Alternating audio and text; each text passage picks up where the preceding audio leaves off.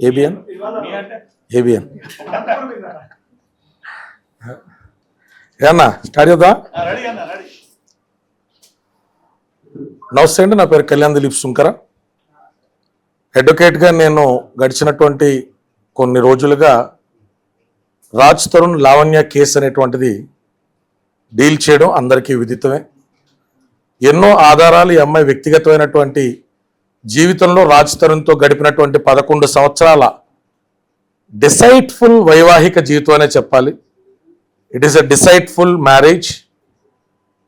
ఈ అమ్మాయితో సహజీవనం అనేటువంటిది ఈరోజు తప్పించుకోవడానికి అవకాశం ఉందనేటువంటి వెసులుబాటుని వినియోగించుకోవడానికి రాజ్ తరుణ్ చేసినటువంటి ప్రయత్నాన్ని, ఈ అమ్మాయికి గుళ్ళో తాళి కట్టిన తర్వాత కూడా ఆ అబ్బాయి ఇన్ని సంవత్సరాల పాటు కూడా ఎన్నో ఫంక్షన్స్లో కానీ కుటుంబానికి సంబంధించినటువంటి పూజాది కార్యక్రమాల్లో కానీ ఈ అమ్మాయి మెడలో నల్లపూసలు వేస్తూ తాళి కడుతూ కట్టేననేటువంటి భ్రమ కల్పిస్తూ ఆ అబ్బాయి కానీ అబ్బాయిల తల్లిదండ్రులు కానీ ఈ అమ్మాయిని వంచినటువంటి అన్నీ కూడా ఇన్ని రోజుల పాటు విధితాయి. అయితే ఒత్తిడి ఒక రూపంలో వస్తే తట్టుకోగలుగుతాం, 2 రూపాల్లో వస్తే ఎవరైనా సహాయం తీసుకుని తట్టుకుంటాం. కానీ పలు రూపాల్లో బెదిరింపులకు పాల్పడుతున్నప్పుడు ఒక్క ఆడపిల్ల ఉదయం అంతా మీడియా ప్రెస్ మీట్లు కానీ లీగల్గా పోలీస్ స్టేషన్లు కోర్టులు కానీ చూసిన తర్వాత, ఒంటరిగా వెళ్ళిన తర్వాత, కుక్కలను చూసుకున్నట్లుగా అన్నం పెట్టి పడుకోబెట్టిన తర్వాత ఒక్కసారిగా అగమ్య గోచన స్థితికి ఎవరైనా పాపం పాపులారిటీ కోసం ప్రాకులాడతా ఈ అమ్మాయిని మిస్గైడ్ చేసినప్పుడు, న్యాయస్థానాల్లో న్యాయం జరుగుద్దనేటువంటి నమ్మకానికి కూడా తూట్లు పరిచేటువంటి విధంగా మాట్లాడినప్పుడు తట్టుకోలేనటువంటి ఆ స్త్రీ హృదయం నిన్న రాత్రి కొంత తొందరపాటులో ఆత్మహత్యా సదృశ్యాల వైపు అడుగులు వేసిన మాట వాస్తవం. ఆ అమ్మాయి ఫ్యాన్కి ఉరేసుకునేటువంటి ప్రయత్నం చేయగా ఆమె తమ్ముడు కార్తీక్ చౌదరి, అలాగే వారి నాన్నగారు కానీ మేము కానీ అందరం కూడా ఆ అమ్మాయిని నిలువరించి ఆ అమ్మాయికి కాస్త మందలింపు చేసి, జీవితం మీద ఆశ పెట్టుకోవాలా, నువ్వు ఈ రకంగా మిడిల్ డ్రాప్ అవుతాను, సడన్గా ఆత్మహత్య చేసుకుంటానంటే తల్లిదండ్రులతో పాటు సమాజంలో 50 మంది నీ బంధువులకి కూడా మాయని మచ్చని మిగిల్చి అతను చేసినటువంటి ఆరోపణలు నిజమని చెప్పి వెళ్ళినటువంటి పరిస్థితి ఉంటుంది అని ఆ అమ్మాయికి అర్థమయ్యేటట్టు చెప్పి ఆ అమ్మాయిని పడుకోబెట్టిన తర్వాత ఒక 800 మందికో 700 పైచిలకు మందికో గ్రూప్ మెసేజ్ వెళ్ళిందమ్మా.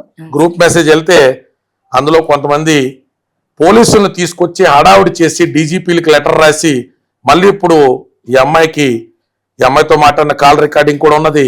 అసలు 493 చట్టమే వర్తించదని, కొంతమంది నల్లకోట వేసుకున్నటువంటి మేధావులు ఈ కేసు నిలబడదని, పాప ఏదో మాట్లాడాలి కాబట్టి రన్నింగ్ సబ్జెక్టు, పాప అందరు యూట్యూబ్ సోదరులకి కూడా మేము అందుబాటులో రాకపోవడం వల్ల ఎవరు పడితే వాళ్ళు వచ్చి చట్టాల గురించి ఈ కేసు నిలబడడం గురించి ఉపోద్ఘాతాలు ఇవ్వడంతో కొంత అమ్మాయి గారి తల్లిదండ్రులు కానీ ఇబ్బంది పడడం జరిగింది.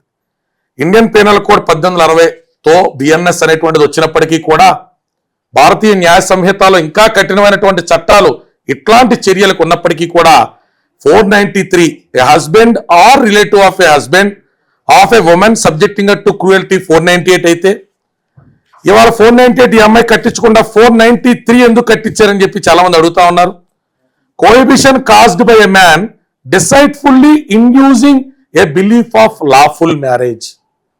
ఆ అమ్మాయితో గడపడం కోసం, శారీరకమైనటువంటి అవసరాలు తీర్చుకోవడం కోసం డిసైట్ఫుల్ మ్యారేజ్ అంటే అబద్ధపూరితమైనటువంటి అబద్ధపు పెళ్లి, ఓ పసుపు తాడి కట్టో, ఓ పసుపు కొమ్ము కట్టో, నిజమైన తాళి కట్టో, హిందూ వివాహ చట్టం కింద ప్రిస్క్రైబ్ చేసినటువంటి వివాహ క్రతువులేవి కూడా ఆచరించకుండా చేసుకున్న దొంగ పెళ్లికి కట్టేటువంటి సెక్షన్.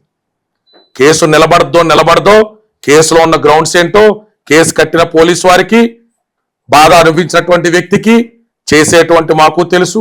అంత ఆతృత ఉంటే, అంత సరదా ఉంటే, అంత ప్రాక్టీస్ మీద ఇంట్రెస్ట్ ఉంటే రాజ్ తరుణ్ తన కుటుంబ సభ్యుల్లో కన్విన్స్ చేసి వకాలత్ తెచ్చుకుని ఆన్ రికార్డు కోర్టులో మా ప్రత్యర్థిగా కొట్లాడమని మనవి. ఆ యదవ తొత్తరంతా కూడా మీడియాలో చూపించి ఆ పిల్లనోళ్ళ తల్లిదండ్రులు కన్ఫ్యూజ్ చేయకుండా, మీ యొక్క మేధోమదనం, మీకు న్యాయవాదులుగా అంత నాలెడ్జ్ ఉంటే రాజ్ తరుణ్ కన్విన్స్ చేయండి, వాళ్ళ పేరెంట్స్ని కన్విన్స్ చేయండి, వకాలత్ మా కౌంటర్గా ఫైల్ చేయండి, ఆర్గ్యుమెంట్స్ చెప్పండి. ఇప్పుడు హైకోర్టులో కూడా లైవ్ టెలికాస్ట్ అవుతుంది కాబట్టి ఈ అబ్బాయి యాంటిసిపేటరీయో క్వాషో వేయండి. మా వాదనలు కూడా మీడియా మిత్రులు టెలికాస్ట్ చేస్తారు, ఇవాళ అందరూ కూడా చూడొచ్చు. దాన్ని బట్టి ప్రజలకు ఏకాభిప్రాయానికి వచ్చేటువంటి అవకాశం. దయచేసి శవాల దగ్గర పేలాలు ఏరుకునేటువంటి ప్రయత్నాలు వద్దు. ఆ అమ్మాయికి ఏదో రకంగా పాపులారిటీ, మీ వాద ప్రతివాదనలు బాగుంటే క్లయింట్లే మిమ్మల్ని ఎత్తుక్కుంటా వస్తారు. ఈ రోజు కాని రికార్డు చెప్తున్నాం, ఈ అమ్మాయిని కానీ వాళ్ళ తల్లిదండ్రులు కానీ నేను వెతుక్కుంటా వెళ్ళలా. ఆ అమ్మాయి ఎన్ఆర్ఐ కమ్యూనిటీ ద్వారా నా దగ్గరికి వచ్చినప్పుడు వాస్తవాలు పరిశీలించి మన వాస్తవాల ద్వారా ప్రెస్ మీట్ కూడా పెట్టలా.